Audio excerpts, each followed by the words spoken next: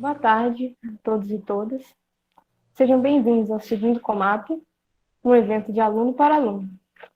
Teremos agora o início do minicurso intitulado Aplicações Algébrico-Geométricas da Teoria de Bases de Gödel, que será apresentado pelos discentes João Felipe e Felipe Fernandes, sob orientação da professora Beatriz Cassulari Mota.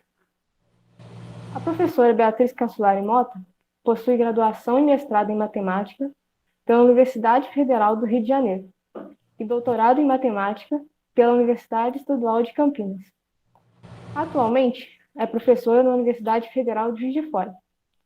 Tem como principais interesses a teoria de curvas algébricas, a geometria finita e a teoria de códigos, e é coordenadora do programa PIC-OBMEP. O discente João Felipe Spinelli Moraes possui graduação em Ciências Exatas pelo FJF, bacharelando no curso de Matemática pelo FJF. Participou dos programas de iniciação científica e extensão promovidos respectivamente pela PROP e PROEX da UFJF. Atualmente, ele atua como professor do PIC-OBMEP 2020-2021. O discente Felipe Fernandes possui graduação em Ciências Exatas pela UFJF, licenciando no curso de Matemática pela UFJF. Participou dos programas de iniciação científica, treinamento profissional e extensão promovidos pela PROP e PROEX UFJF. Atualmente, atua como professor no Programa Preparatório para Concursos, CPC, da Prefeitura de Juiz de Fora. Aproveitamos para agradecer por aceitar o nosso convite. Muito obrigada. Agradecemos o presente de todos, os da casa e também os presentes de outras universidades. E aproveitamos para relembrar algumas informações. Todos devem manter seus microfones e câmeras desligados. Todas as dúvidas serão tiradas ao final da palestra, podendo ser enviadas a qualquer momento pelo chat. E lembramos que os certificados serão disponibilizados através da plataforma Integra para os internos do ICE e enviados por e-mail aos demais participantes. Enviaremos no final deste minicurso um formulário que deve ser preenchido como comprovante de presença. Um bom minicurso a todos e todas. Qualquer dúvida, estamos à disposição.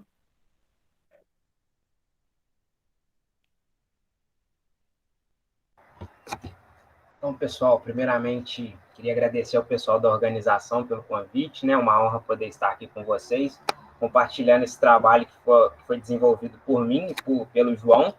Eu sou o Felipe, né? Como os apresentados.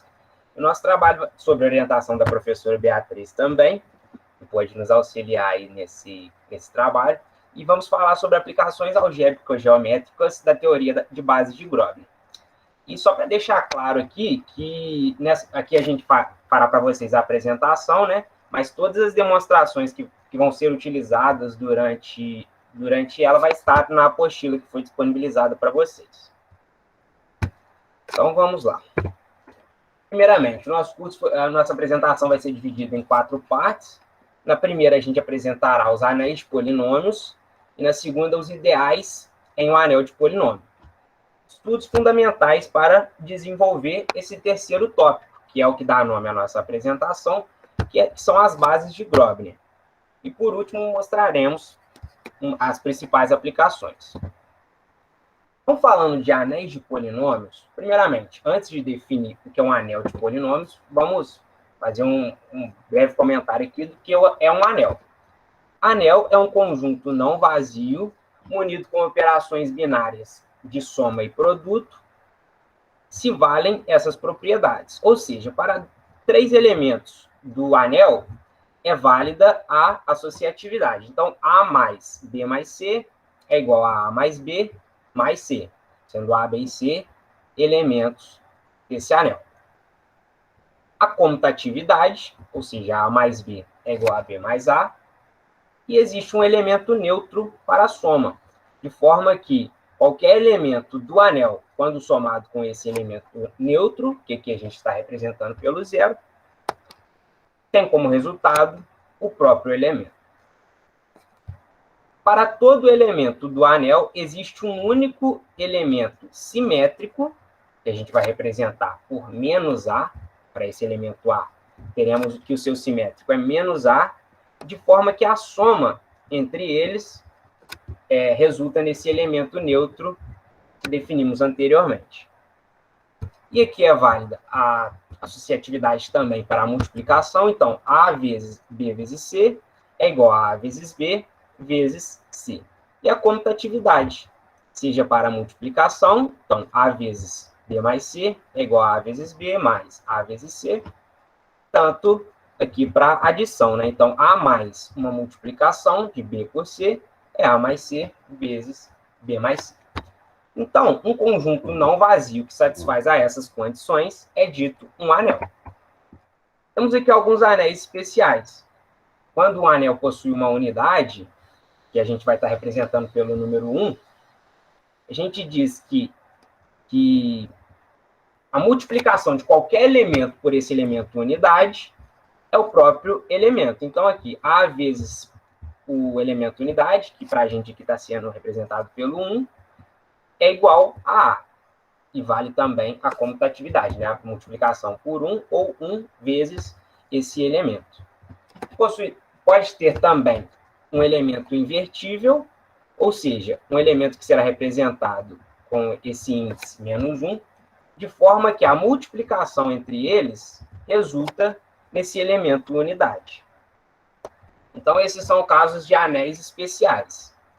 E dessa forma, a gente consegue definir, então, um anel com unidade, quando possui esse elemento unidade, e um domínio de integridade, que é um anel comutativo, ou seja, vale tanto A vezes B, quanto B vezes A.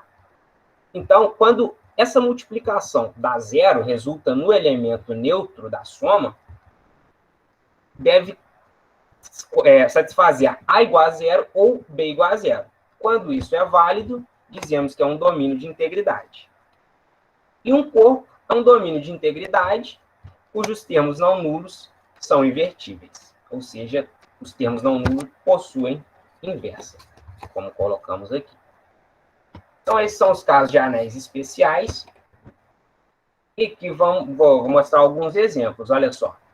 O conjunto dos inteiros para soma e multiplicação é domínio de integridade. Vamos voltar aqui, então. É domínio de integridade porque a multiplicação de dois elementos, dois números inteiros, como estamos falando de inteiros, resultando em zero, significa que pelo menos um deles deve ser zero. Então, vale aqui o domínio de integridade. Dizemos que o conjunto dos inteiros é um domínio de integridade. E vale também todas as anteriores, né? No entanto, o conjunto dos inteiros não é um corpo, porque os números inteiros não admitem inversos no conjunto dos inteiros. O inverso de um número inteiro, exceto para o 1, né, é um número racional. É um número que não é inteiro, perdão.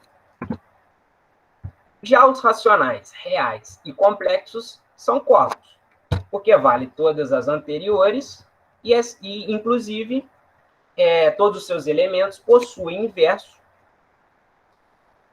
nesses conjuntos, respectivamente. Então, os racionais possuem inverso no conjunto dos racionais, os reais possuem inverso no conjunto dos reais e os complexos também possuem inverso. Aqui, né, só para corrigir o erro que eu falei, o inverso de um inteiro não necessariamente é inteiro. Somente para o 1, o inverso é inteiro. 1 e menos 1. Então, beleza. Mais um exemplo aqui, que é o Zn, o conjunto dos restos de inteiros. Então, está aqui 0, 1, até o n menos 1, são as classes desse Zn. Então, a gente diz que ele é um anel comutativo com unidade. E é domínio de integridade somente se o n for ímpar. Vamos pegar aqui dois exemplos, olha só. O Z3, então tem como classes o 0, barra, 1, barra e 2, barra. A multiplicação, aqui, ó, 1 vezes 1 dá 1. E o 1 é um elemento desse conjunto. Então, a multiplicação de 1 barra com 1 barra é 1. 1 vezes 2 dá 2, que também é um elemento do conjunto. Já a multiplicação, ó, de 2 por 2 dá 4. E 4 é equivalente a 1 barra, então a gente diz que pode considerar essa igualdade, né? Vale essa igualdade porque tanto 4 quanto 1 deixam o resto 1 na divisão por 3.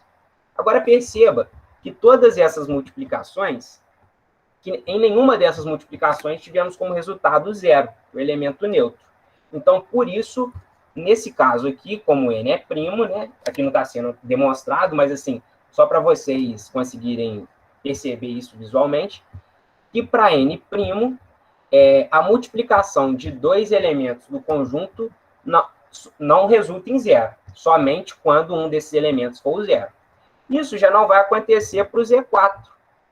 O 4 não é um número primo, perceba o que acontece. Se eu pegar o 2 barra e multiplicar por 2 barra, 2 vezes 2, 4, e o 4 deixa resto zero na divisão por 4. Ou seja, a gente tem a multiplicação de dois elementos que não são os elementos nulos, dando zero. E, então, por isso, né, como a gente definiu aqui o domínio de integridade, se a multiplicação de dois elementos dá zero, pelo menos um deles tem que ser zero, tem que ser um elemento nulo, elemento neutro. E isso aqui não aconteceu. Então, por isso a gente diz que para o Z4 não é um domínio de integridade. Então, aqui a gente mostrou só alguns exemplos para ficar claro isso, mas tem a demonstração disso para vocês. Beleza. O conjunto dos números naturais não é um anel, para soma e produto, não é anel, porque não possui o simétrico. O simétrico de um número natural é um número negativo, que não é natural. Então, por isso, o conjunto dos naturais não é um anel. Bom, agora vamos falar, então, dos anéis de polinômios. Dado um anel A, o conjunto representado aqui por AX, onde x é a variável, com AN vezes x elevado a n, mais AN menos 1 vezes x elevado a n menos 1, até um A1x mais A0. Esse AN, AN menos 1, A1, A0, pertencem a esse conjunto A. Isso é uma forma de representar um polinômio na variável que está sendo trabalhada, nesse caso aqui é o x, e com os coeficientes AN, AN menos 1, A1, A0 e todos os demais pertencentes a esse conjunto A. E os índices aqui, N, N menos 1, o 1 e o 0, né, quando for x elevado a 0, pertencem aos naturais. Então, munido da soma e multiplicação, definimos esse como sendo um anel de polinômios.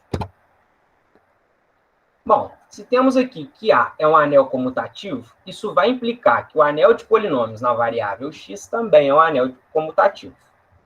Se A for um anel com unidade, AX também será um anel com unidade, e essa unidade será o polinômio, representamos aí por f de x igual a 1, porque a multiplicação de qualquer polinômio por 1 dá o próprio polinômio.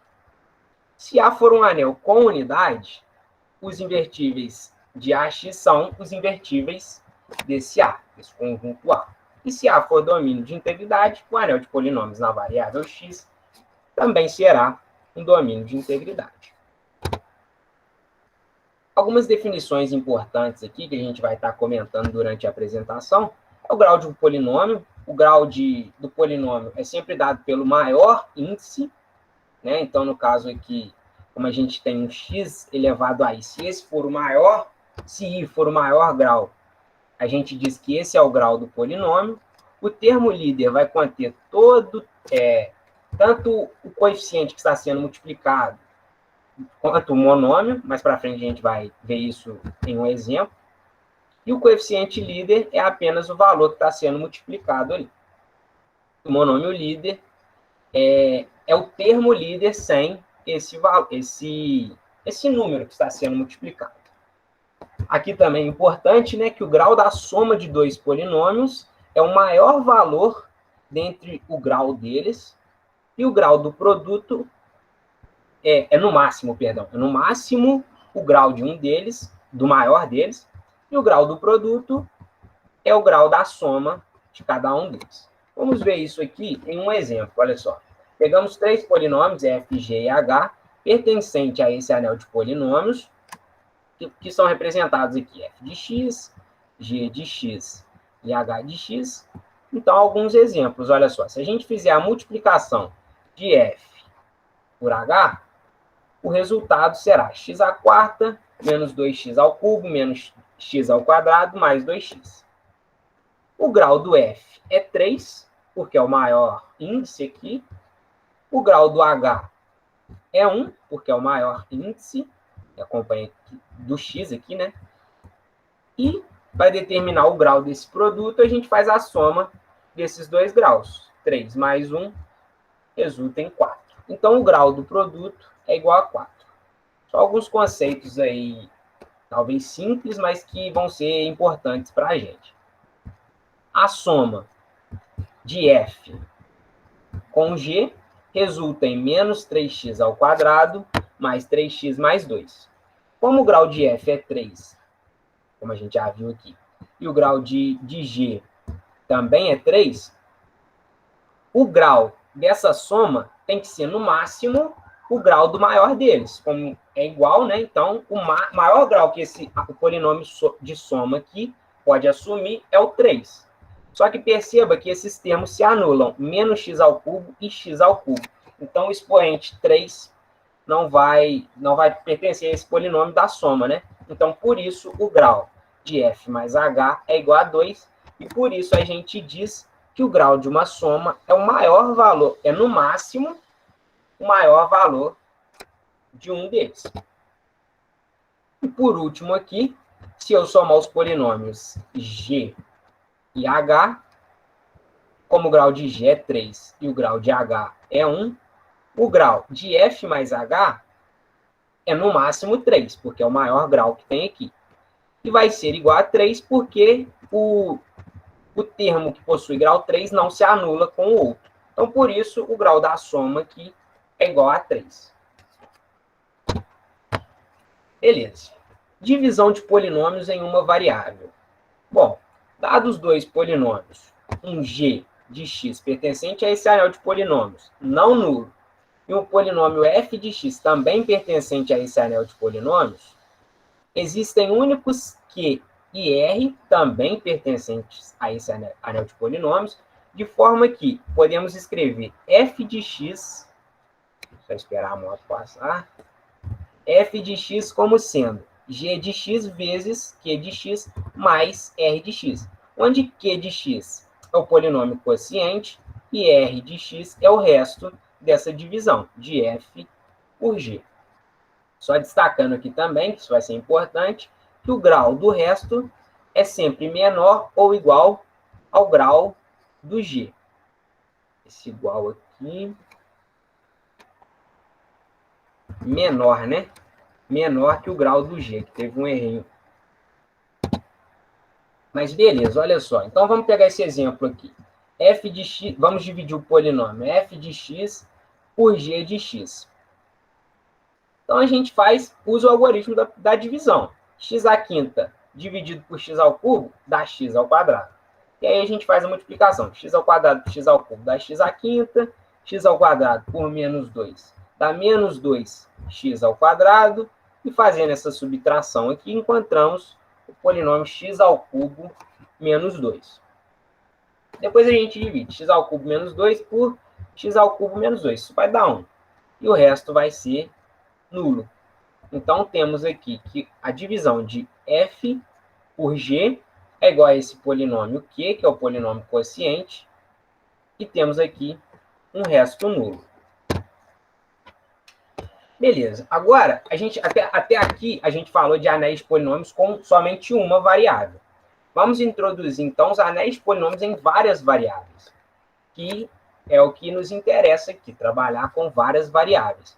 Olha só, dado um anel K com as operações de soma e produto, dizemos que esse anel de polinômios, com as variáveis x1, x2, até um xn qualquer, essas são as variáveis dos polinômios, e os coeficientes, da mesma forma, para uma variável, vão pertencer a esse conjunto K. Destacando aqui que esse K pode ser real, complexo, inteiro, tanto faz. Então, aqui é uma forma geral da gente fazer essa representação. Então, de fato, aqui, se a gente tem que A é um anel, por indução, a gente pode concluir que A de x1, ou seja, o anel de polinômios na variável x1 é um anel. Também por indução, os polinômios na variável x1, x2 também é um anel. E por indução a gente consegue mostrar, isso vai estar para vocês na apostila, que AX1 até XN também é um anel. Não é só passando aqui mesmo, mas as demonstrações vão estar lá para vocês. E como notação aqui, então a gente vai representar AX1 até XN aqui, por esse anel de polinômios representado dessa forma. Então, esses são os anéis de polinômios em várias variáveis, onde as variáveis são x1, x2, até um xn qualquer. Outras definições aqui também, olha só, se a gente tem um polinômio com várias variáveis, pertencente a esse anel de polinômios, escrevemos que esse polinômio é igual ao somatório de alfa vezes o produtório de xi elevado a alfa i. Daqui a pouco a gente vai ver isso no exemplo, fica mais fácil de explicar. E o alfa pode ser alfa 1, alfa 2 até alfa n, e esse coeficiente aqui, a alfa, pertence a K, como a gente já viu. Bom, outras definições importantes também vão ser o conjunto dos monômios de f, desse polinômio f, que vai ser todos os monômios do polinômio. O grau de um monômio é o grau esse somatório, então a gente vai somar o grau de todas as variáveis, vai obter o grau desse monômio. O grau do polinômio vai ser o maior desses graus, e o conjunto dos monômios do anel de polinômios vai ser todos os monômios possíveis nesse conjunto. Vamos ver isso aqui em alguns exemplos, fica mais fácil de entender. Olha só.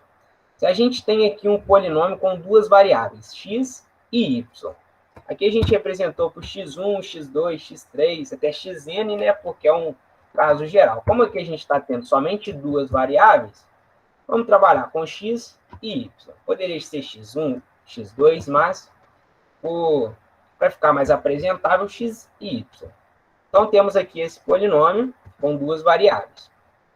Os monômios de f vai ser x à quarta, x ao quadrado y ao cubo, xy ao cubo e x à quinta. Esse é o conjunto dos monômios, que contém todos os monômios do polinômio. Então, está aqui x à quarta, x ao quadrado y ao cubo, xy ao cubo e x à quinta. Bom, o grau de x à quarta, que é esse primeiro monômio, é 4, é o próprio expoente. Já quando temos duas variáveis no monômio, o grau vai ser dado pela soma entre os expoentes. Então, aqui, 2 mais 3, 5. Então, o grau desse monômio vai ser 5. A mesma coisa vai acontecer aqui, né? Temos x elevado a 1, então 1 mais 3, isso dá 4. O grau desse monômio vai ser 4. E, por último, x à quinta, o grau dele, como só tem x, é o próprio 5.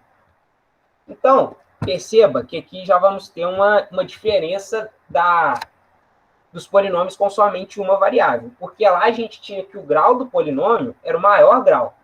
Aqui vai acontecer a mesma coisa, só que observa que temos 2 graus que são os maiores, que no caso aqui é o 5. Então, aqui já tem uma diferença lá dos polinômios com somente uma variável. Mas o grau é o maior deles, que no caso aqui é o 5. Aqui um outro exemplo, agora a gente acrescentou uma variável, né? Antes a gente tinha só x e y, agora temos x, y e z, essas 3 variáveis aí. E esse polinômio com 3 variáveis é representado dessa forma. Bom, os monômios de f vão ser x ao quadrado y, tirando aqui o coeficiente, esse 3, né? É somente a parte... as variáveis aqui, então x ao quadrado y, xyz e xy ao quadrado z ao cubo. Esses vão ser os monômios do polinômio, então a gente tem aqui que esse é o conjunto dos monômios de f. A mesma ideia, o grau aqui vai ser dado pela soma entre os expoentes. Então, 2, aqui como tem o expoente 1, né? 2 mais 1, isso dá 3, então o grau desse monômio é 3. Aqui embaixo, 1 mais 1 mais 1 dá 3, vai ser o grau desse monômio. 1 mais 2, 3, mais 3, 6. Temos aqui o grau desse outro monômio. Nesse caso aqui, já está destacado aqui que o 6 é o maior, né? Nesse caso, não aconteceu de ter dois maiores, mas poderia acontecer. Como o 6 é o maior, o grau desse polinômio aí será 6. Agora, falando desses conjuntos M1, M2, M3, M4, até Mn. O que significa isso? Olha só. Se a gente tem aqui um anel de polinômios com somente uma variável, a gente define que o conjunto de monômios desse anel é dado por 1, que é o x elevado a zero, né? Por x, x ao quadrado, x ao cubo, x elevado a i para qualquer i natural. Esquecemos. Ah, não, está aqui em cima. Ó. I, j e k sendo naturais. Então, para qualquer i natural, temos que x elevado a i é um monômio desse conjunto. Então, isso aqui é infinito. Vai crescendo infinitamente. O M2 será o conjunto dos monômios de kxy. Esse anel de polinômios com os coeficientes em k e as variáveis x e y.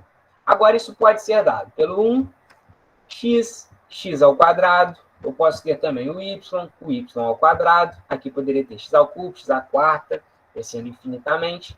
Y ao quadrado, y ao cubo, também crescendo infinitamente.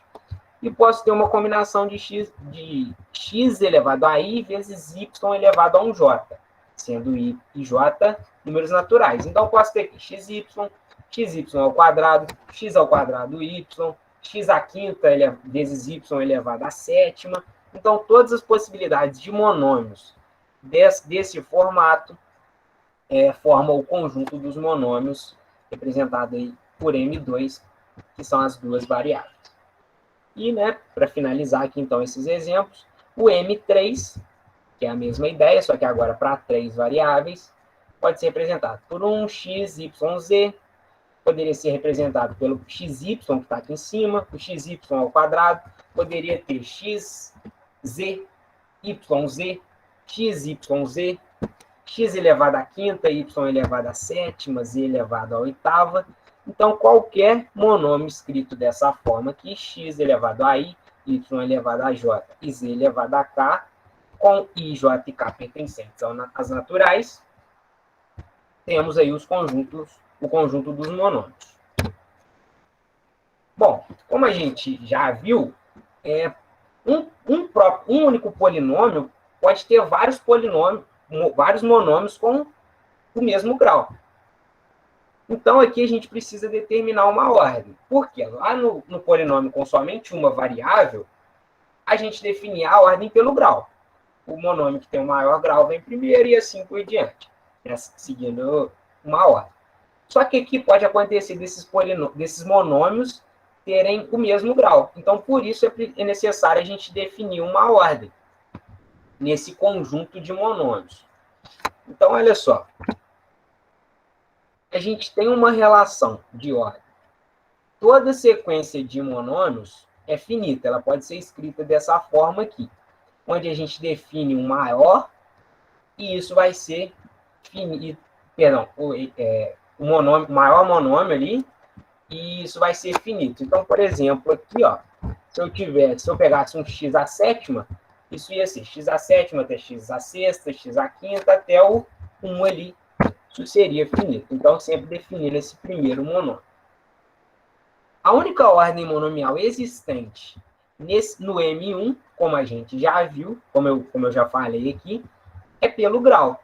Então, em M1, que representa o conjunto dos monômios com somente uma variável, é dado pelo grau. Ou seja, se M1 possui uma ordem menor ou igual a M2, o grau de M1 tem que ser menor ou igual ao grau de M2. Isso para os polinômios com somente uma variável. Então, para os monômios, desculpa. Para os monômios com somente uma variável.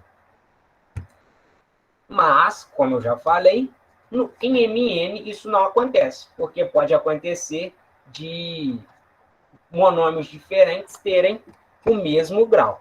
Então, aqui, por isso, a gente precisa definir essas ordens monomiais. Vamos ver aqui algumas. Olha só. A primeira delas é a ordem lexicográfica. Essa ordem a gente vai fazer uma analogia com a ordem que aparece no dicionário. Então, no dicionário, o x vem antes do y, vem antes do z.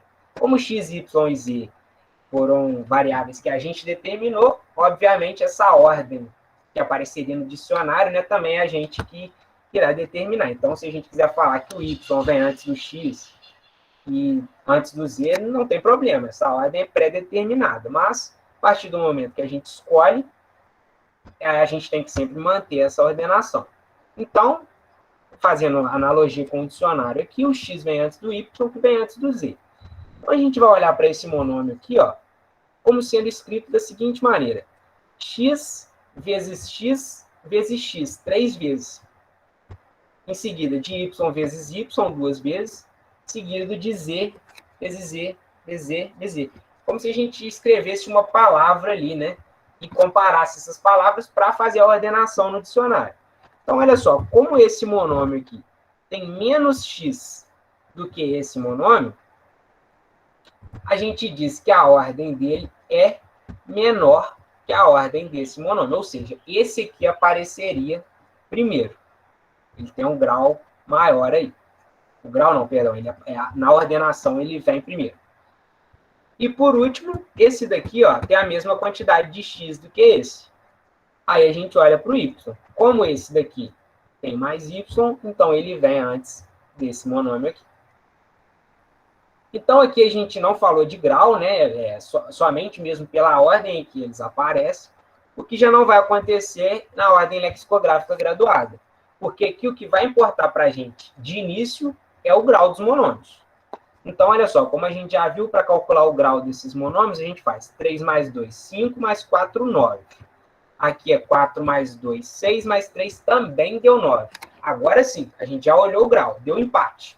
Como deu empate, aí a gente olha a ordem lexicográfica. Então, como aqui tem menos x do que aqui, a ordem desse vai ser menor do que esse, ou seja, esse monômio aqui vai aparecer primeiro. E esse daqui, olha só, 4 mais 6, 10, mais 1, 11. Então, como esse aqui possui grau maior que os demais, ele, na ordenação aí, ele aparece primeiro. A gente está representando o que vem primeiro mais à direita, né? Então, esse aqui viria primeiro, esse aqui depois, em segundo e esse em terceiro. Então, essas são as duas, algumas dessas ordens, né? Temos aqui outras, que são a ordem lexicográfica graduada reversa. A ideia dessa daqui é parecida com a anterior. Primeiro, a gente vai olhar os graus. E se der empate, a gente vai fazer vai tirar esse empate, fazer o desempate através da ordem lexicográfica invertida. Então, olha só. 4 mais 2, 6 mais 3, 9. 3 mais 2, 5 mais 4, 9. Então, a gente está usando sempre os mesmos monômios, né? Então, deu empate aqui entre esses dois.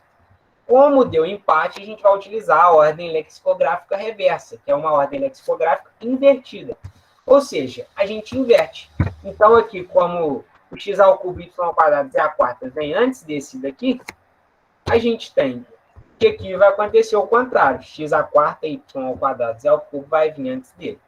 Então, a gente faz exatamente isso, inverte essas ordens. E esse daqui, como tem o grau maior, né? 4 mais 6, 10 mais 1, 11, ele é o maior aí. É o que determina que faz aí o início dessa ordenação. E, por último, a ordem ponderada. Nessa ordem, a gente vai determinar graus, pesos para os monômios, para as variáveis. Então, por exemplo, aqui a gente definiu que o peso do x é 1, o peso do y é 2 e o peso do z é 3. Como eu falei, essa ordem é definida. Tanto faz, a gente pode escolher um peso qualquer, né? Mas, a partir do momento que esse peso é escolhido, a gente tem que estar sempre utilizando esse mesmo peso. Então, para fazer essa ordenação, o que a gente vai fazer aqui é o seguinte. O expoente do x é 1, eu faço 1 vezes 1.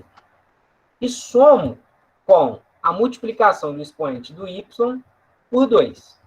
E somo com a multiplicação do expoente do z por 3.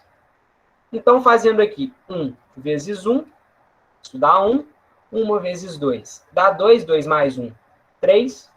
E 2 vezes 3, 6. 3 mais 6, 3 mais 6, 9. Então, temos aqui que o grau desse monômio será dado por 9, né? Da forma que a gente definiu. Aqui, vamos ter, ó, 2 vezes 1, 2. 1 vezes 2, 2. 2 mais 2, 4. E 3 vezes 1, 4 mais 3, 7. Então, aqui a gente tinha dado 9, aqui 7. É isso mesmo, gente? Agora eu me perdi nas contas aqui. Só voltando aqui. 1 vezes 1, 1. 1 vezes 2, 2. 2 mais 1, 3. E 2 mais 2 vezes 3, 6. Então, 9. Tá. Então, esse daqui tem grau maior do que esse daqui. E a gente vai fazendo essa ordenação dessa forma. Utilizando sempre aí essa ponderação. Com a observação de que, em uma possibilidade de empate, a gente vai tomar uma outra ordem, que pode ser a lexicográfica, pode ser a lexicográfica reversa, pode ser uma outra ordem, aqui foram só alguns exemplos. Então, a gente faz essa ordenação a partir disso. Outras definições importantes também, né, que a gente já viu lá para uma variável, mas aqui vai aparecer de novo. Então, dado um polinômio pertencente a esse anel de polinômios e fixado uma ordem monomial nesse conjunto de monômios, definimos o monômio líder como sendo o maior desses monômios, né? Lá para uma variável era o que tinha um maior grau. Aqui, para a gente, o monômio líder vai ser aquele que na ordenação está aqui mais à direita. O termo líder é o valor que acompanha o monômio, o número, não, perdão, esse é o coeficiente, né? O valor que acompanha o monômio. Aqui o termo líder é esse valor acompanhado do monômio. Então tem essas diferenças aí. Vamos ver aqui então um exemplo, olha só. Um polinômio com duas variáveis, x e y, esse f de xy, representado aí por esse polinômio. Então vamos fazer a ordem, vamos determinar qual monômio líder para cada uma dessas ordens. Então, olha só. Para a ordem lexicográfica, como a gente vê, a ordem que aparece no dicionário. Então, aqui é o que tem mais x. Então, por isso, ele é o monômio líder. X à quarta, y ao cubo. Na ordem lexicográfica graduada, ele também vai ser o monômio líder, porque ele possui o mesmo grau que esse daqui. 4 mais 3, 7. 3 mais 4 também é 7. Então, como os graus são iguais, a gente usa a ordem lexicográfica, e por isso esse daqui apareceu primeiro. O grau desse aqui é 6, então é menor. Por isso, o monômio líder, nesse caso aqui, é o x à quarta y ao cubo. Já na graduada reversa, a gente já viu que deu empate, né? Então, o que a gente faz é inverter. Como aqui no primeiro tinha sido esse o monômio líder, agora vai ser esse daqui, porque a gente faz essa inversão. Então, o monômio líder do polinômio para essa ordem é o x ao cubo y à quarta. E agora, olha só, tomando um peso igual a 1, 3, isso significa que o x tem peso 1 e o y tem peso 3, a gente tem aí que o monômio líder é xy à quinta. Teve um errinho nosso aqui, esse 3 aqui não faz parte do monômio, como eu comentei aqui anteriormente, né? Isso seria o termo, então 3xy à quinta seria o termo líder, e não o monômio líder, como a gente colocou aqui. Né?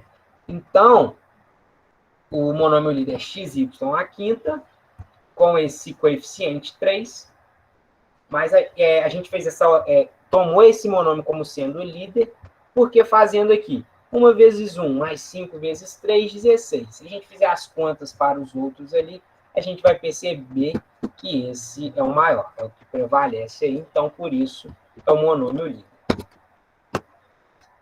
Divisão de polinômios em várias variáveis vai... tá, isso só como observação aqui, né? Então a gente já percebeu que, diferente de uma variável, para cada ordem que escolhemos, temos um monômio líder.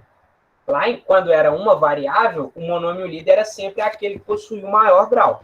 E não é o que acontece aqui. Aqui, para cada ordem que a gente escolher, teremos um monômio líder diferente, né? Pode coincidir de ser o mesmo, mas isso vai variar de acordo com a ordem que a gente escolhe. Para fazer a divisão, vai ser uma ideia parecida com para uma variável, né? Só que aqui a gente primeiro tem que fixar uma ordem monomial. Então, a gente escolhe alguma ordem monomial, pode ser alguma dessas aqui que a gente escolheu, e faz a divisão, né? De forma a encontrar polinômios Q e R, onde Q é o quociente, o R é o resto, com o resto nulo, ou aqui já vai ter uma diferença lá para os polinômios de somente uma variável. Porque aqui a gente precisa que o monômio líder desse polinômio G não seja divisível pelos monômios de R. Quando era uma variável, a nossa condição era que o grau de R fosse menor do que G, né? Aqui o grau já não vai importar tanto para a gente. O que deve acontecer mesmo é que isso aqui não pode ser dividido por M, onde M pertence ao conjunto dos monômios desse polinômio R. Vamos ver aqui um exemplo, olha só. Eu quero fazer a divisão desse polinômio f de xy por g de xy. De acordo com a ordem lexicográfica, o polinômio f de x será representado dessa maneira, exatamente da forma que ele foi colocado, e o g de xy também. Novamente, porque aqui é o que aparece mais x, e aqui também. E aí a gente faz a divisão da forma que a gente já está acostumado lá para somente um polinômio. Então, para somente uma variável, desculpa. Então, fazendo aqui 6x à quarta y ao quadrado dividido por 3x ao quadrado, 3x à quarta, isso dá 2y ao quadrado. E aí eu faço a multiplicação. 2y ao quadrado vezes 3x à quarta, isso dá 6x à quarta y ao quadrado. Faço a multiplicação aqui por x ao quadrado y ao cubo. Isso vai dar 2x ao quadrado y à quinta. E faço essa subtração. Encontramos aqui como polinômio resto 3x ao cubo y ao cubo menos 2x ao quadrado y à quinta. E esse polinômio vai ser resto porque não é possível continuar essa divisão. Perceba que o x ao cubo é menor, o grau de x ao cubo é menor que o grau de x à quarta. Então, eu não consigo dividir x ao cubo por x à quarta. E por isso, finalizamos aqui. Esse é o resto dessa divisão. Então, aqui o quociente será 2y ao quadrado. E o resto será 3x ao cubo y ao cubo menos 2x quadrado y à quinta. Agora, observe o que acontece se a gente usar a ordem lexicográfica graduada. O primeiro polinômio vai se manter nessa ordem, porque 4 mais 2, 6, 3 mais 3 também é 6. Como deu empate nos graus, desculpa, a gente usa a ordem lexicográfica. Então, mantém nessa mesma ordem. No entanto, esse daqui a ordem vai inverter. Porque aqui a gente tem 2 mais 3, 5. E aqui é 4. Então, o grau desse monômio é maior do grau desse monômio. Na ordem lexicográfica graduada, prevalece o grau. Então, como o grau aqui é o maior, a gente faz essa ordenação. X ao quadrado, y ao cubo, mais 3x à quarta. Agora, quando a gente faz a divisão, eu não consigo dividir x à quarta, y ao quadrado, por x ao quadrado, y ao cubo. O x à quarta eu consigo dividir, mas o y ao quadrado, como tem grau menor que o y ao cubo, não é possível fazer essa divisão. Então, por isso, a gente encontra aqui que o quociente é zero. E aí, o resto vai ser o próprio polinômio, né? Porque zero vezes esse monômio, esse polinômio, resulta, somado a esse, resulta no polinômio f. Então, a gente trouxe esses exemplos para mostrar para vocês que, dependendo da ordem escolhida, os quocientes e os restos podem ser diferentes. O que não acontece para uma variável, porque lá a gente tem apenas uma ordenação. Então, o quociente e o resto será único, o que não acontece nesse caso. Aqui, dependendo da ordem escolhida, podemos ter diferentes quocientes, diferentes restos, mas quando a gente faz quociente vezes divisor somado a resto, isso dá o dividendo independente da ordem que foi escolhida, isso obviamente. Mas tem essa diferença aí no quociente e no resto. Então, pessoal, essa foi a primeira parte da apresentação. Vou passar a palavra agora para o João, falar com vocês sobre ideais desse anel. Boa tarde, gente. Eu sou o João e eu vou colocar minha apresentação para vocês. Só colocar a tela inteira.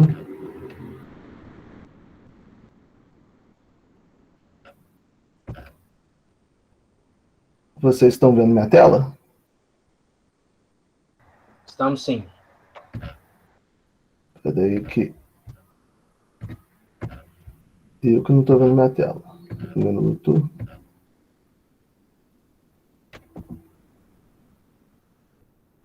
Estou passando aqui, mas eu não estou conseguindo ver minha tela.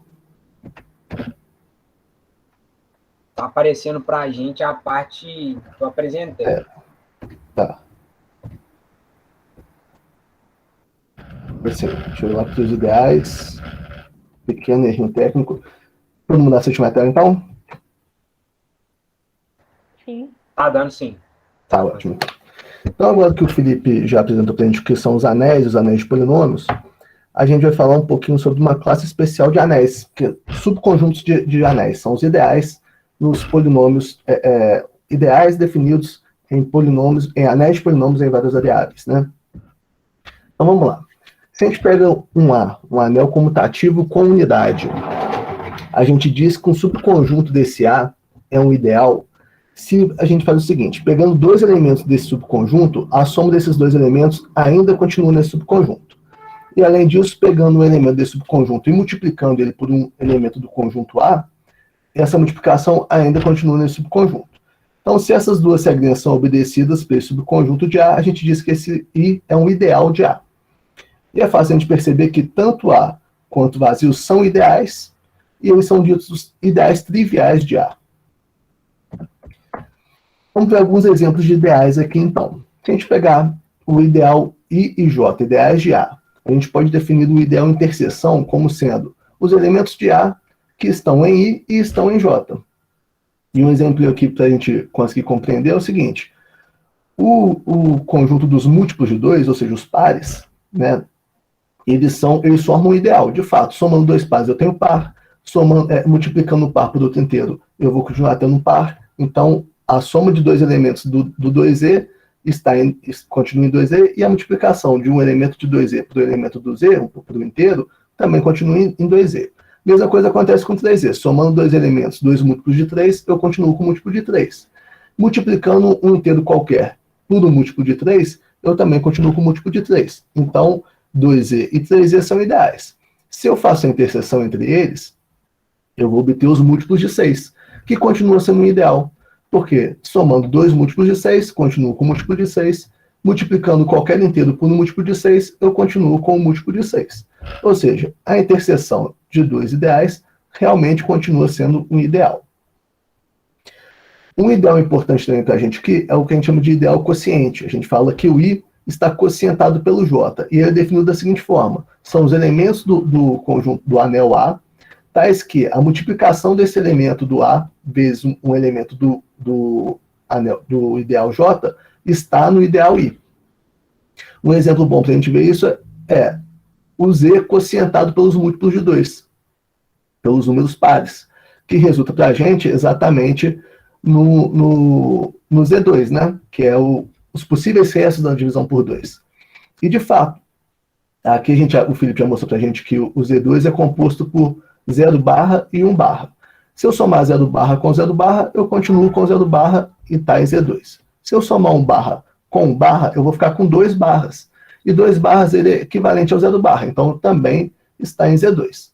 Multiplicando qualquer elemento do Z2 por um inteiro, ou seja, 0 barra vezes qualquer coisa, vezes qualquer inteiro, vai dar 0 barra, continua em Z2. 1 barra vezes qualquer inteiro vai dar esse inteiro barra. Mas reparem que esse inteiro barra, ou ele vai ser par, ou ele vai ser ímpar. Se ele for par, ele é equivalente ao 0 barra, porque na divisão dele por 2 vai dar 0. Se ele for ímpar, na divisão dele por 2 vai dar 1, ele é equivalente a 1 barra. Então, pegando dois elementos do Z2, somando eles entre si, continuo com o elemento do Z2. Mesma coisa acontece se eu pegar o elemento do Z2 e multiplicar ele por inteiro, vai continuar no Z2. Então, realmente, o quociente de Z pelos múltiplos de 2 formam um anel também de Z.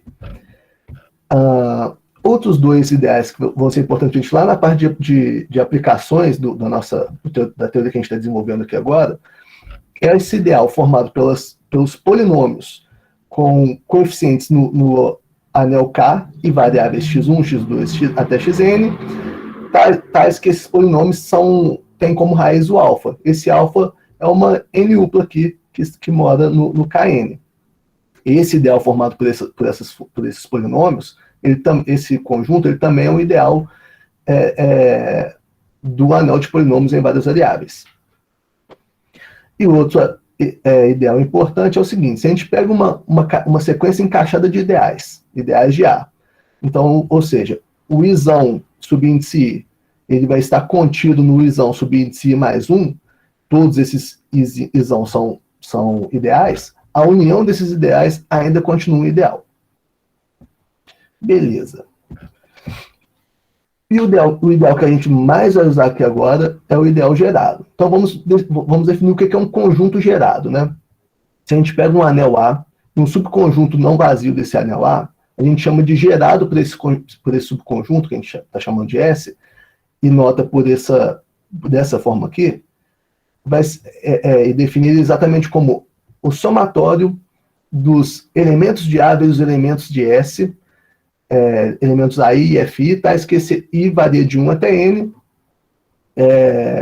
Então, nosso conjunto gerado por S é exatamente esse conjunto aqui. Somatório das multiplicações entre elementos de A e de F. O legal desse conjunto é que ele também é um ideal. Ele é um ideal de A. De fato, aqui a gente pode provar ele da forma geral, e aqui eu dei apenas um exemplo. Vamos pegar os ideais, os gerados por 2 e por 3. Nos inteiros, né? Então, são os elementos do tipo 2A mais 3B, onde esse A e B são inteiros. Se eu pegar 2A mais 3B e somar com 2A' mais 3B', eu consigo reorganizar essa minha soma de forma que eu fico com 2A, 2 vezes A mais A', mais 3 vezes B mais B'. Ou seja, a soma de dois elementos que moram nesse gerado por 2 e 3 continua morando nesse gerado por 2 e 3. Além disso, se eu multiplico um elemento do tipo 2A mais 3B por um inteiro qualquer, eu consigo rearranjar também essa minha multiplicação de tal forma que fique 2 vezes A vezes N mais 3B, mais 3 vezes B vezes N. A vezes N e B vezes N vão ser inteiros porque A, B e esse N que eu estou falando aqui agora também são inteiros. Então, vai continuar morando aqui no gerado por 2 e por 3. Então, o gerado por S é um ideal. E a gente chama ele de ideal gerado por S. Se esse S for um conjunto unitário, ou seja, composto por um único elemento, a gente vai falar que esse ideal é chamado de ideal principal. Por exemplo, no anel de polinômios em uma variável e coeficientes nos reais, o conjunto gerado por x ao cubo é um ideal principal.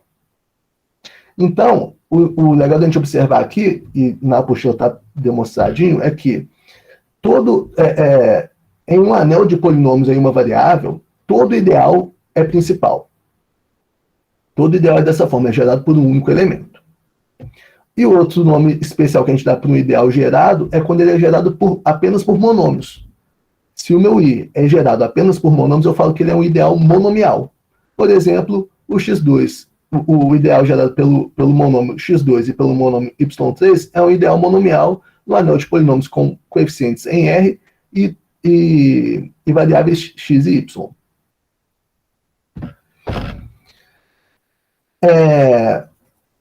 Dois resultados importantes para a gente são os seguintes.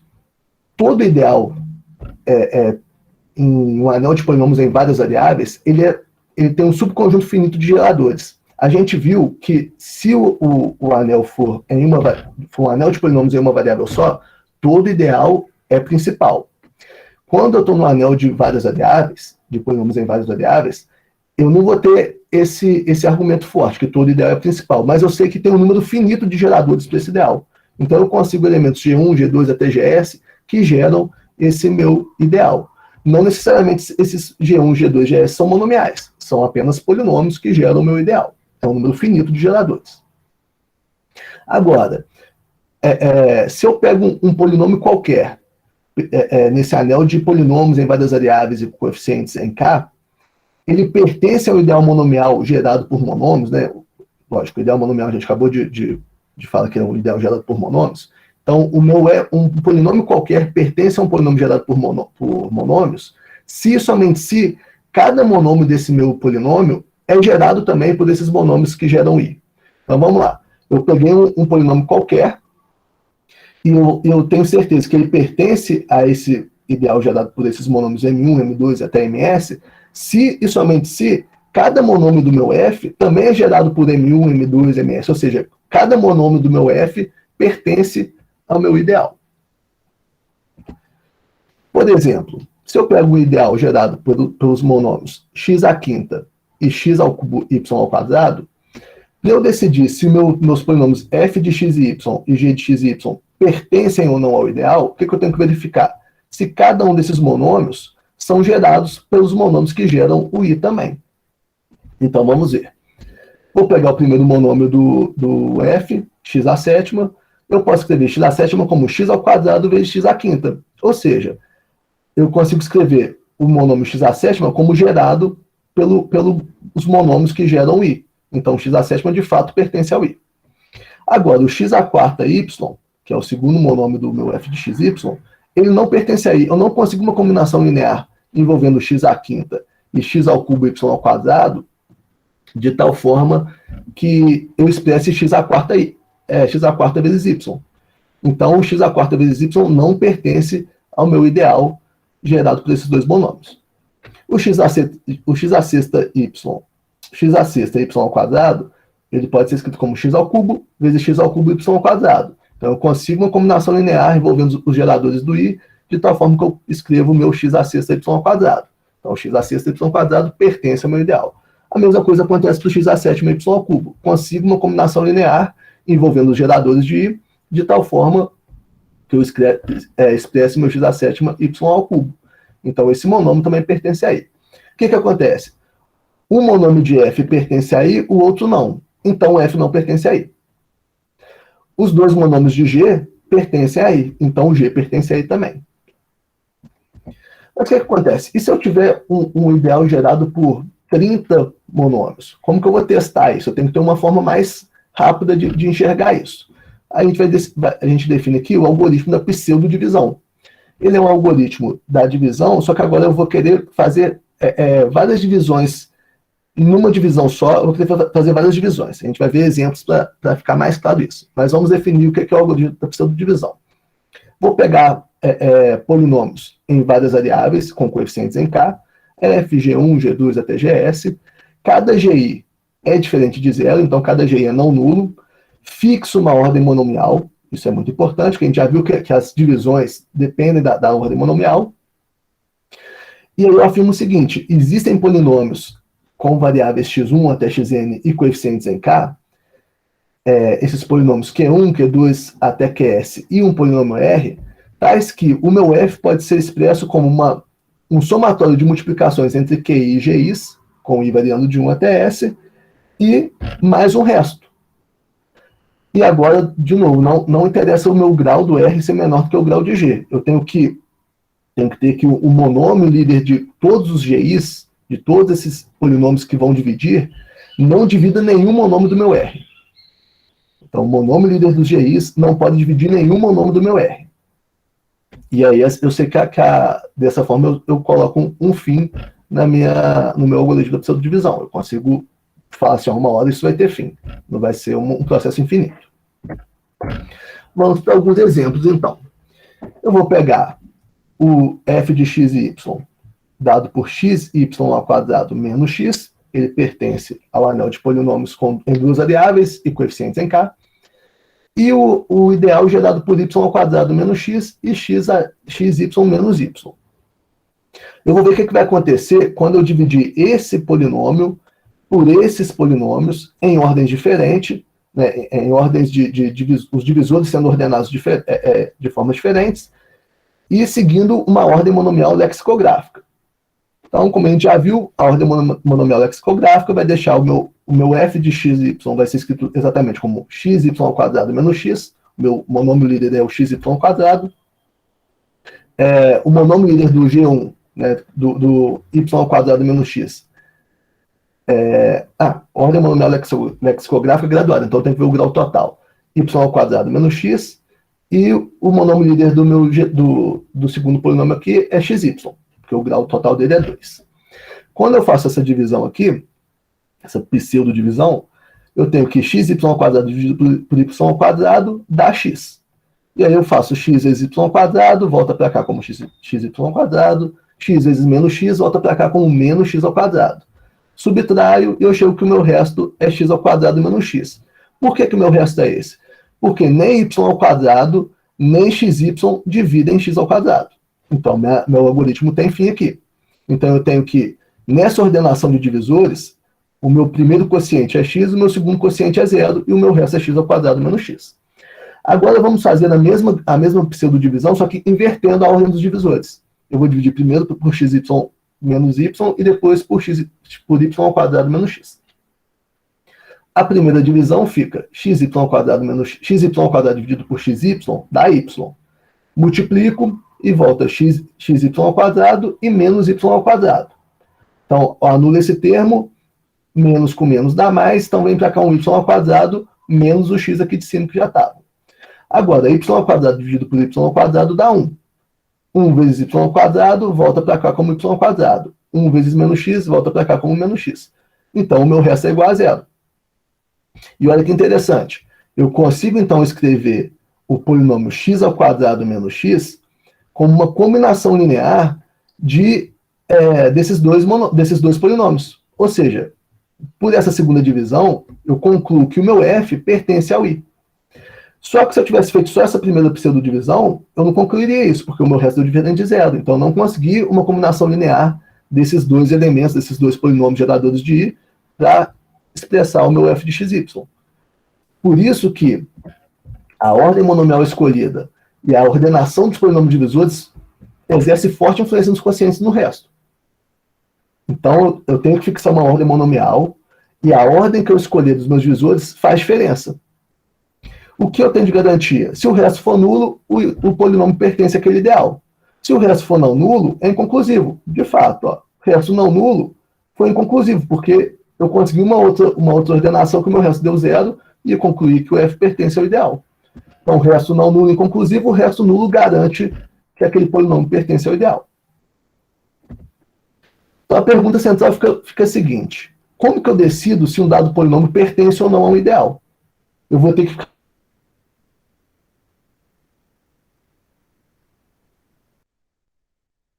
tiver 100 polinômios. Como que eu faço? A gente vai querer, então, criar uma estratégia para poder... Oi. Acho que deu uma travada aqui para mim, não sei se foi só para mim, mas... Travou em qual? Olha essa parte aí de novo. Só essa, para mim, foi... Não sei se foi só para mim, né, mas... Não, na última parte mesmo. Na pergunta essa parte aqui. Tá, pergunta central. Beleza. Isso. Pergunta central é: como decidir se um dado polinômio pertence ou não a um ideal, gerado por polinômios também, né?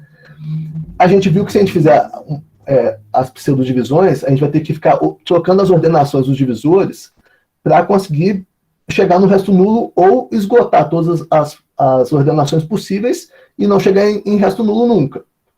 Mas, e se eu tiver um ideal gerado por 100 polinômios, por exemplo? Como que eu vou ficar reordenando 100 polinômios? Vai dar uma trabalheira doida. Então, a gente vai querer construir uma estratégia para diminuir esse trabalho. E aí que entra as bases de Grobner, que são o suprassumo dessa apresentação aqui, né? Tudo que a gente está fazendo é para chegar nas bases de Grobner e conseguir desenvolver as aplicações que a gente quer. Então, vamos definir o que é uma base de Grobner. Base de Grobner é um conjunto, é um subconjunto de um ideal. Então, primeiro a gente tem que ter um ideal definido num anel de polinômios em várias variáveis, fixar uma ordem monomial. pegar um subconjunto desse ideal não vazio, então um subconjunto finito e não vazio, na verdade, né? Então, vou escolher ele como G1, G2 até GS, e ele vai ser uma base de Grobner para o ideal I, com respeito a essa ordem que eu escolhi, essa ordem monomial que eu escolhi, se para todo polinômio pertencente ao meu ideal, eu tenho que existe um elemento dessa base de Grobner, desse G, tal que o monômio líder dele divide o monômio líder do meu polinômio. Então, vamos lá. Peguei um subconjunto finito do meu ideal. Se para todo polinômio que eu tenho no ideal, para todo polinômio que eu consigo gerar para aquele ideal, eu tenho que existe um elemento na minha base, existe um elemento nesse meu conjunto, tal que o monômio líder desse elemento divide o monômio líder desse meu polinômio, para qualquer polinômio que eu pegar no meu ideal, aí eu tenho que esse conjunto é uma base de Grobner. Resultados interessantes. Independente da ordem monomial que eu fixar, tenho que fixar uma, mas independente da ordem que eu fixar, se o meu ideal é principal, gerado pelo polinômio Gzinho, esse Gzinho pertencente ao anel de polinômios em várias variáveis, então o conjunto formado exclusivamente por esse Gzinho, o conjunto unitário formado por esse Gzinho, é base de Grobner para o meu ideal I. De fato, qualquer ideal que eu gere a partir desse G, eu vou ter que o monômio líder de G divide o monômio líder desse polinômio que eu gerei. Então, o G unitário formado apenas pelo Gzinho, pelo polinômio Gzinho, ele é base de Grobner desse meu ideal. Outro resultado interessante, se o meu I for um ideal monomial, então o conjunto de geradores desse meu I, ele é uma base de Grobner para I também. Então, ó, se o ideal é principal, o gerador é base. Se o ideal é monomial, os geradores formam uma base também. Então, a gente pode falar assim, então sempre que eu tiver um ideal gerado, os geradores desse ideal vai ser base de Grobner? Não. Vamos ver um exemplo. Se eu definir a ordem lexicográfica graduada, pegar o meu conjunto G, dado por y² mais x e y², os monômios líderes serão y² e y², né? O monômio líder aqui do y² mais x em relação à lexicográfica graduada, é eu pegar o maior grau e analisar. Então, y² é monômio líder. E pegar o ideal gerado por esses dois polinômios, eu quero verificar se esse G é de fato uma base de Grobner do meu ideal. Olha, eu posso expressar o elemento x como y² mais x, ou seja, esse primeiro polinômio, menos o segundo polinômio, o segundo monômio, né? Menos y². Então, x é uma combinação linear dos geradores do meu ideal. Ou seja, x pertence ao meu ideal. Contudo, o monômio líder do primeiro polinômio é y². Da mesma forma que o monômio líder do segundo polinômio também não divide x. Ou seja, G não é uma base de Grobner para o meu ideal. Então, nem sempre o conjunto de geradores de um ideal vai ser base de Grobner para ele. Então, vamos ver um resultado importante, que a gente está começando a caminhar para tentar caracterizar um conjunto ser base de Grobner, que é o que interessa para a gente. Se eu fixo uma ordem monomial e pego um ideal definido no anel de polinômios em várias variáveis, esse ideal não nulo, e tomar um subconjunto desse ideal, um subconjunto finito e não nulo desse ideal, as seguintes afirmações vão ser equivalentes. O G é base de Grobner do meu ideal segundo a ordem monomial que eu escolhi. O ideal gerado pelos monômios líderes do I é igual ao ideal gerado pelos monômios líderes do G. O que são isso aqui? O monômio líder do I é eu pegar todos os polinômios que pertencem a I, pegar todos os monômios líderes desses polinômios e fazer um ideal gerado por esses monômios líderes. Então, eu estou afirmando que se G é uma base de Grobner do meu ideal, o conjunto gerado por todos os monômios líderes de todos os polinômios que pertencem a I é igual ao ideal gerado por todos os monômios líderes de cada polinômio que pertence ao meu subconjunto finito G.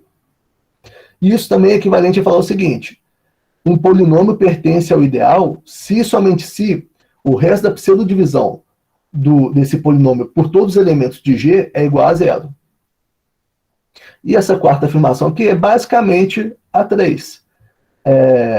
Se o resto é zero, eu posso expressar o meu f com um somatório de igual a 1 até s, de multiplicações entre QI e GI, onde esse QI vai ser meu quociente. Então, f pertence ao meu ideal, somente se isso acontece. De fato, a gente já viu lá atrás que quando eu faço a pseudodivisão de f pelos elementos de um dado conjunto, de um gerador de I, e eu chego no resto igual a zero, o meu f pertence a esse I. Então, as duas principais que a gente vai usar aqui nessa apresentação é G é uma base de Grobner, é equivalente a dizer que f pertence ao ideal I, se e somente se o resto da pseudodivisão desse polinômio pelos elementos de G é igual a zero. E reparem que aqui eu não falei nada da ordem desses divisores. Por quê? O que acontece? Se G é uma base de Grobner, então é fato que o I vai ser gerado por esses polinômios. É de base lá da álgebra linear mesmo. G é uma base especial para o ideal, então o ideal é gerado. Então o G é um gerador, né, é um conjunto de geradores do meu ideal. O que acontece também? Se G é uma base de Grobner, o resto da pseudodivisão de um polinômio qualquer pelos elementos de G, fixando uma ordem monomial, é lógico, ele vai ser único, independente da ordenação desses divisores. Por isso que ali atrás, naquele teorema ali atrás, não falou nada sobre a ordem dos divisores. E a gente viu que se o f pertence ao I, o resto vai ser igual a zero. Então, o que é interessante aqui?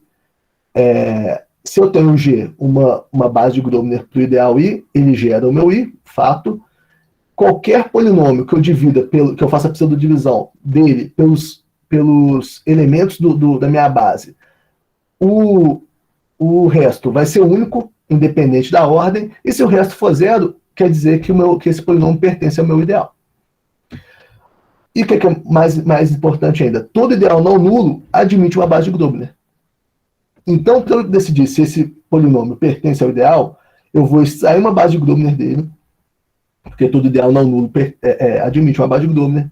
Vou extrair uma base de Grobner dele, vou calcular a pseudodivisão desse polinômio pelos meus geradores de I, né, pelos elementos da base de Grobner, e se der zero, beleza, ele pertence ao ideal. Se não der zero, como o resto é único, ele não pertence. Mas como que eu consigo extrair uma base de Grobner? E aí a gente vai começar a construir o algoritmo de Buchberger, que foi o cara que conseguiu um algoritmo para extrair essas bases de Grobner. Para isso a gente precisa definir o que é um S polinômio. Um S polinômio de dois polinômios FG, ele é o seguinte: a gente vai pegar uma ordem monomial, fixada dentre todos os possíveis monômios com n variáveis, vai pegar dois polinômios nesse anel de polinômios com n variáveis, dois polinômios não nulos, e a gente define o S polinômio como o seguinte: vai ser o MMC entre o monômio líder de F e o monômio líder de G, vezes o F dividido pelo termo líder de F, menos o G dividido pelo termo líder de G. À primeira vista, isso aqui fica um pouco confuso. Vamos fazer exemplos para a gente conseguir visualizar isso melhor. Se eu pegar o f de xy como 2xy ao quadrado mais x ao quadrado e o g de xy como menos 3x ao quadrado y menos y, eu posso ordenar ele segundo a ordem lexicográfica da seguinte forma: o f de xy como x ao quadrado mais 2xy ao quadrado, lexicográfica, quem tem mais x aparece primeiro. Tem maior ordem, né? E a gente sabe que quando a gente vai escrever polinômios, a gente começa com o que tem maior ordem e vai decrescendo as ordens. O g de xy, segundo a ordem lexicográfica, 3 menos 3x ao quadrado y vem na frente de menos y. É maior, tem ordem maior. Então, agora fica fácil a gente ver quem que é o termo líder de cada um deles. O termo líder do f vai ser o x ao quadrado, o termo líder do g vai ser menos 3x ao quadrado y. O monômio líder é exatamente o termo líder sem o coeficiente líder. Então, o monômio líder do f vai ser x ao quadrado mesmo, e o monômio líder do g, x ao quadrado y. Para a gente calcular o S polinômio de f e g, a gente tem que calcular o MMC entre x ao quadrado e x ao quadrado y. Não fica difícil a gente perceber que o MMC é x ao quadrado y. E agora a gente tem diferençazinha, que é o polinômio f dividido pelo seu termo líder e o polinômio g dividido pelo seu termo líder. Se a gente fizer as continhas aqui, a gente vai ver que x² com x² dá 1, menos 3x² y dividido por menos 3x² y também dá 1. Vai ficar 1 menos 1, essas duas constantes somem. x² y dividido por x² dá y. Quando eu multiplico por 2xy², fica 2xy². Mesma coisa, se eu fizer x² y dividido por x² y, vai dar 1 sobre menos 3. E aí, menos com menos vai dar menos, vai ficar y sobre 3. Então, isso aqui é só fazer continha que a gente chega nesse resultado. Agora, se a gente usar outra ordem monomial, a lexicográfica graduada, a gente vai escrever o f de xy como 2xy² mais x², o grau total desse monômio é maior que o grau total desse segundo, e o gxy fica a mesma coisa. Termo líder de f, 2xy², termo líder de g, menos 3x² y. Mesma coisa para o monômio líder, vai ser o termo líder sem o coeficiente, beleza. O MMC entre o monômio líder de f e o monômio líder de g é x² y². Aqui é xy², se eu multiplicar por x, eu chego nesse MMC, e aqui x² y, se eu multiplicar por y, eu chego nesse MMC também. De novo, continha, f dividido pelo termo líder de f, g dividido pelo termo líder de g. Fazemos continhas e chegamos que o S polinômio de f e g, segundo a ordem lexicográfica graduada, é x² sobre 2 menos y² sobre 3. Nítida a diferença entre os dois S polinômios dos mesmos polinômios, só mudando a ordem monomial. Então, a ordem monomial é importantíssima quando a gente está falando de polinômios com mais de uma variável. Alguns resultados interessantes. Para qualquer monomial que eu escolha, fixo uma ordem monomial. Para qualquer ordem monomial que eu escolher, eu vou ter essa relação. O S polinômio de f e g é igual ao menos o S polinômio de gf. A gente já viu que, dado esses dois polinômios, né, f de xy x² mais 2xy² e g de xy menos 3x² y menos y, o S polinômio de f e g, segundo a ordem monomial lexicográfica, é dada por 2xy³ menos y², menos y dividido por 3. É exatamente esse primeiro aqui. A gente já viu isso. Agora, se eu trocar o g pelo f, aqui, o que vai acontecer? O MMC é o mesmo entre os monômios líderes. É o mesmo. A ordem monomial é a mesma, então o MMC entre os monômios líderes é o mesmo. Os termos líderes também são os mesmos. E, logicamente, os polinômios também são os mesmos. O que acontece agora é que eu inverto. Eu faço g sobre termo líder de g menos f sobre termo líder de f. E o que vai acontecer? Pensem, esqueçam isso aqui, só pensem, a menos b e b menos a. Qual que é o fator de diferença entre eles ali? É o menos 1. A menos b é igual a menos b menos a. Então, basta o que acontece aqui é eu tinha a menos b e agora eu tenho b menos a. A multiplicação é pela mesma parcial, né, pelo mesmo fator. Então, o S polinômio de f e g e o S polinômio de g e f são os mesmos, a menos de uma constante, a mesma multiplicação por menos 1. Então, é esse resultado que a gente tem aqui em cima, né? Outro resultado interessante é o seguinte: se o S polinômio de monômios, entre dois monômios, é sempre igual a zero. Por quê? Se eu pego dois monômios e faço a divisão do monômio pelo termo líder do monômio, eu vou chegar em 1. Então, essa diferença vai ficar 1 menos 1 e vai ser igual a zero. Então, a multiplicação dessa diferença por qualquer MMC vai resultar em zero. Então, o S polinômio de dois monômios é sempre igual a zero. E agora sim, a gente pode chegar na caracterização de base de Grobner, que é o seguinte. Então, agora a gente vai falar assim, sempre que isso acontecer, isso é uma base de Grobner. Um subconjunto de I finito e diferente de vazio, dado por G1, G2 até GR, é base de Grobner desse meu ideal I, se e somente se o resto da pseudodivisão de cada S polinômio dos elementos de G, pseudo-dividido pelos elementos de G, é nulo. Então, ó, eu tenho um conjunto, um subconjunto finito, subconjunto do I.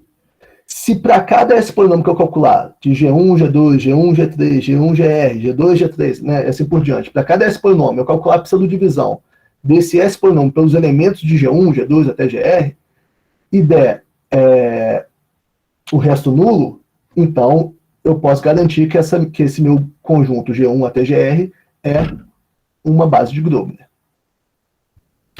E aí, finalmente, a gente chega no algoritmo de Buchberger, que fala o seguinte: ele vai ser um algoritmo que vai dar um passo a passo para a gente de como chegar em uma base de Grobner. Ele fala o seguinte: uma ordem monomial, fixado uma ordem monomial no conjunto dos monômios possíveis com n variáveis, sempre é possível obter uma base de Grobner, seguindo para um ideal gerado por G1 até GR, né? Seguindo o seguinte passo a passo. A gente vai tomar como entrada o próprio conjunto dos geradores do meu ideal, vai definir o G0 como vazio, e definir o GU como esse conjunto de geradores, e definir o I também como 1. E manda o computador fazer o seguinte: enquanto o GI menos 1 for diferente de GI, faça o seguinte: se existirem elementos de GI, tais que o resto do S polinômio de FH, né, desses dois elementos, pelos elementos de GI, dá um resto R diferente de zero, um resto não nulo, eu vou pegar esse resto e incorporar no meu conjunto de geradores. E aí o meu GI mais 1 vai virar aquele GI que eu tinha antes, união com o meu resto. Se isso não acontecer, se eu não tiver dois polinômios em GI, tais que o S polinômio deles dê resto diferente de zero, ou seja, se o resto der zero, eu não faço mais nada. Se o resto for zero, eu não faço mais nada. Mas se o resto for diferente de zero, eu incorporo ao meu conjunto anterior. E isso vai ficar rodando, sempre incrementando 1 no I, né? Sempre dando um passo a mais. É lógico que uma hora isso aqui, quando isso aqui acontecer, GI mais 1 igual a GI, eu posso incrementar quantas vezes eu quiser o meu I, que não tem mais porquê. Vai ficar sempre dando aquele conjunto já achado. Então ele tem um fim. A saída vai ser exatamente esse GI, que vai ser a nossa base de Grobner para o ideal I. Vamos fazer isso manualmente, no trabalho braçal. Pegar um ideal gerado por x ao quadrado e xy mais y ao quadrado, um ideal definido no anel de polinômios com coeficientes complexos e variáveis x e y, e vamos aplicar o algoritmo de Buchberger segundo a ordem lexicográfica, lembrando sempre que a ordem tem que ser definida. Então, vou pegar o f de xy como x ao quadrado, o g de xy como esse segundo polinômio. Defino o meu primeiro G1 como exatamente composto pelos geradores do meu I. O monômio líder de f vai ser igual ao termo líder de f, porque é um monômio, x ao quadrado. O monômio líder de g é igual ao termo líder de g, xy, de fato. Porque eu não tenho um coeficiente líder aqui. MMC entre esses dois polinômios é x ao quadrado y. Entre x ao quadrado xy, x ao quadrado y. Esse polinômio, MMC vezes f sobre termo líder de f, g sobre termo líder de g. X ao quadrado dividido por x ao quadrado dá 1. E xy dividido por xy também dá 1. Então vai ficar 1 menos 1, some. X ao quadrado y dividido por xy vai dar x. Menos y ao quadrado vezes x, menos xy ao quadrado. O resto, o que acontece agora? Esse é o meu S polinômio. De fato, o x ao quadrado não divide esse meu S polinômio. O menos xy ao quadrado, o xy mais y ao quadrado, ou seja, o meu g, ele também não divide. E além de não dividir, ele deixa o resto igual a y ao cubo. Então, se eu te fizer a pseudodivisão de menos xy ao quadrado por f e por g, primeiro eu vou chegar no f, eu vou chegar num quociente igual a zero. Então, ele não me diz nada, vai continuar o mesmo polinômio. Quando eu divido ele por g, eu chego num quociente igual a menos y e o resto igual a y ao cubo. Ou seja, o resto da pseudodivisão do S polinômio pelos elementos f e g é y ao cubo. Sendo assim, resto não nulo, eu incorporo o meu resto na minha base, no meu conjunto, né? Então, o meu conjunto agora vai ficar f, g e r. f, x ao quadrado, g, xy mais y ao quadrado e r, meu resto. Não vou me importar mais com os polinômios de FG, porque eu já calculei ele, já vi que ele deixa resto não nulo. Vou me preocupar agora com os polinômios, com os S polinômios FR e com os S polinômios G e R. Então, ó, como x ao quadrado e y ao cubo, que é o meu resto, são monômios, o S polinômio de FR é igual a zero. A gente acabou de ver isso, que quando o S polinômio de monômios é igual a zero. O S polinômio entre G e R vai ser o MMC entre o monômio líder de G, quem que é o monômio líder de G? X vezes Y, e o monômio líder de R, Y ao cubo, ou seja, XY ao cubo. Esse é o meu MMC. Vezes G dividido por termo líder de G, R dividido por termo líder de R. Fazendo as continhas, chegamos em Y à quarta. E agora o que acontece? Quando eu divido Y à quarta por F é x ao quadrado. Não consigo. Quando eu divido y à quarta por xy mais y ao quadrado, também não consigo. Não consigo dividir o y à quarta por xy. Só que eu consigo dividir y à quarta por y ao cubo. Então, o meu S polinômio GR, ele deixa resto nulo na pseudodivisão pelos elementos F, G e H. F, G e R. Por mais que o F e o G não dividam o y à quarta, o R divide. Então, o resto é nulo. Se o resto é nulo, eu paro meu algoritmo por aqui. E aí, o que acontece? Esse conjunto G2 formado por F, por G e por R é uma base de Grobner para o meu ideal. Então, a gente tem uma ferramenta poderosa nas nossas mãos, que é a seguinte: consigo extrair uma base de Grobner do F, para o meu ideal. Mas o que acontece? Bases de Grobner não são únicas.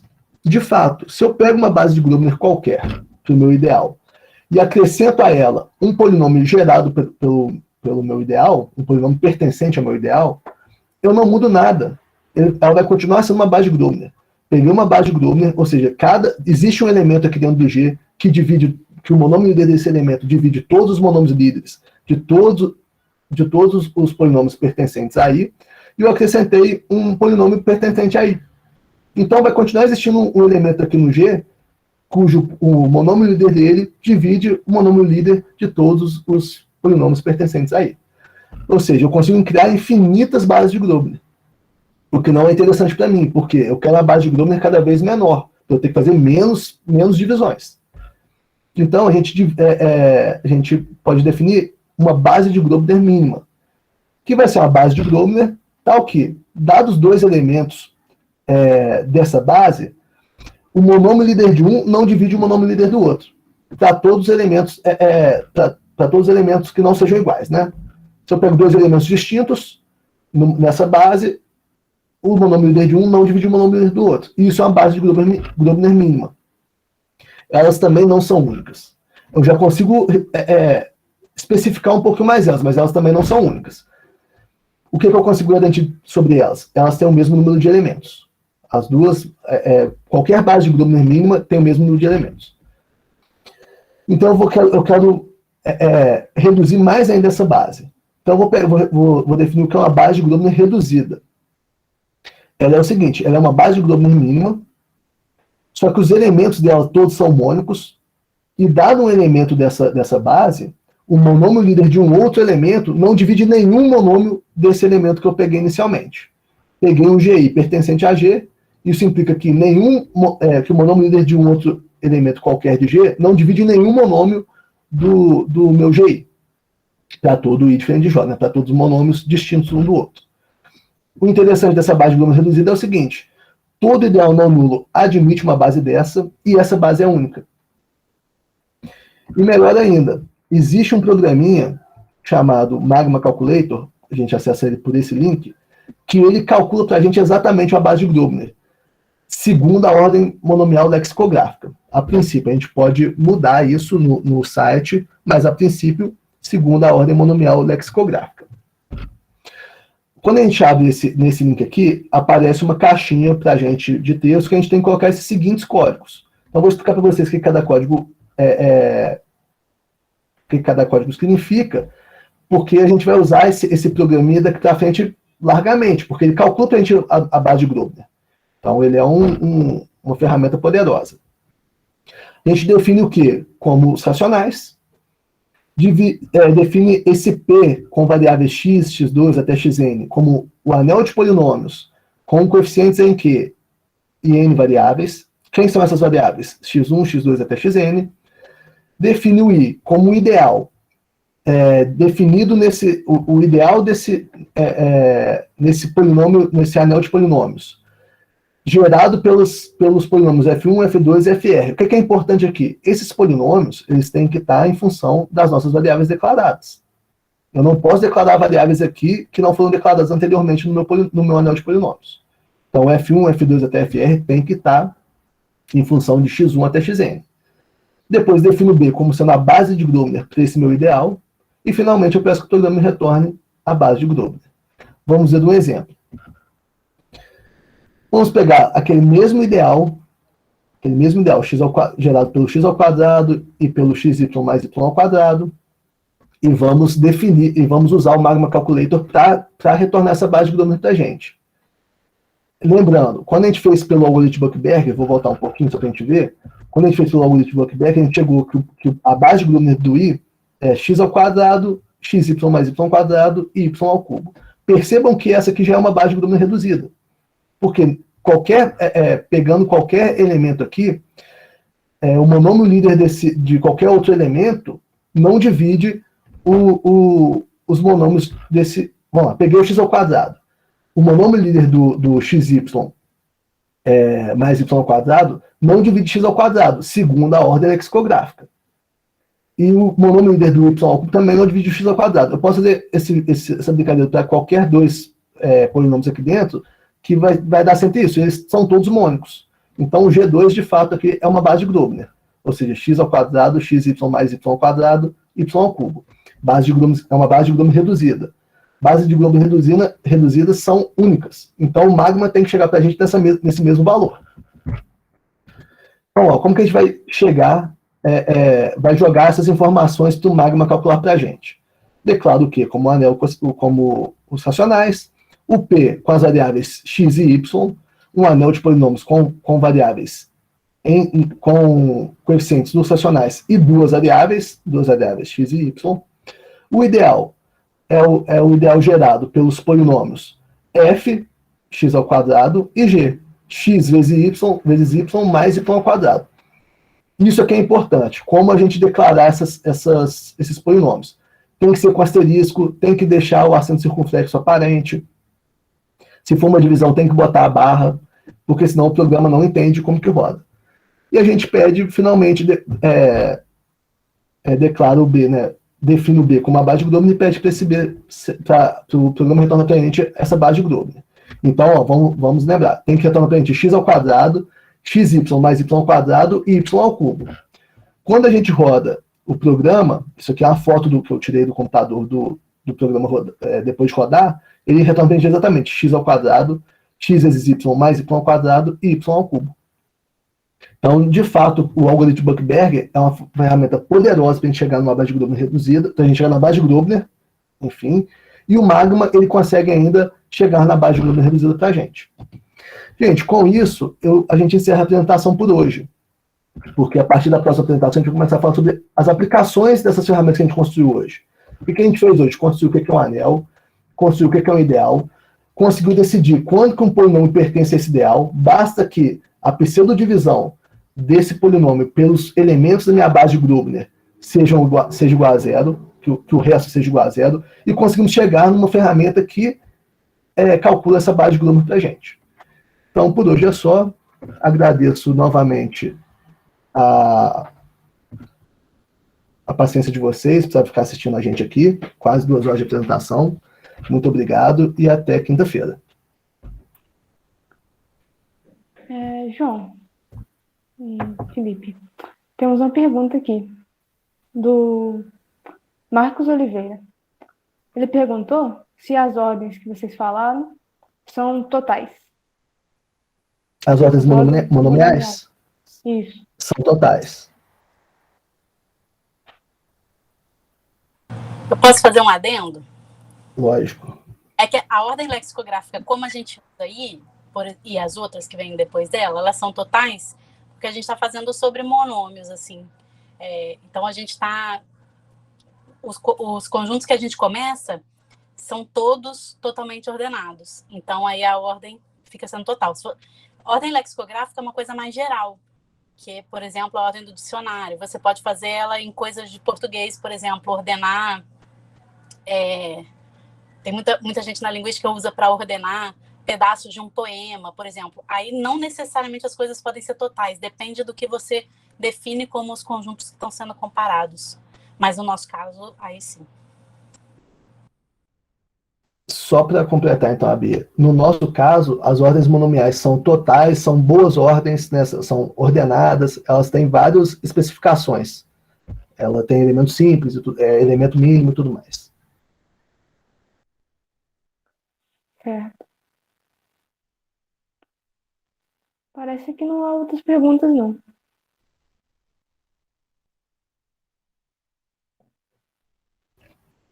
Então, tá ótimo. Agradeço novamente.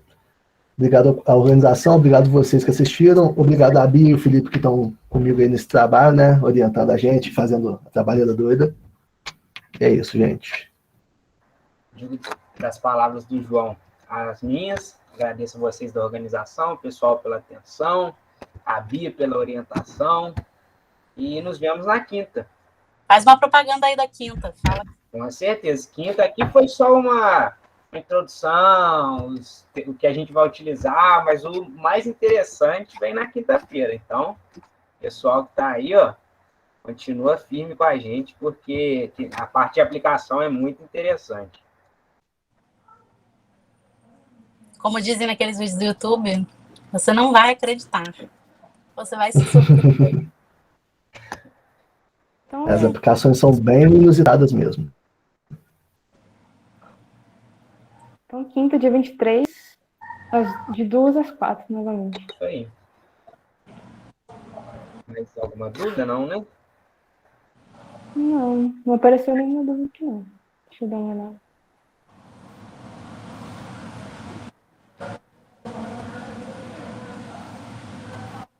É isso aí, fizemos aplicações e olha no que deu.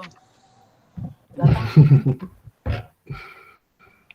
O Marcos Oliveira perguntou uma coisa agora, ó. Se a parte geométrica vai ser quinta. Isso. Tanto a algébrica quanto a geométrica. As aplicações. É que a gente construiu toda a base teórica a gente aplicar, né? Depois.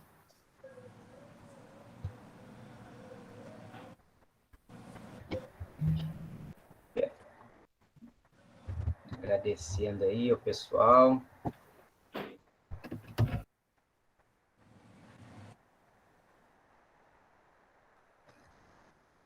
Cai mais um pouquinho, né? Ver se aparece mais alguém com alguma pergunta.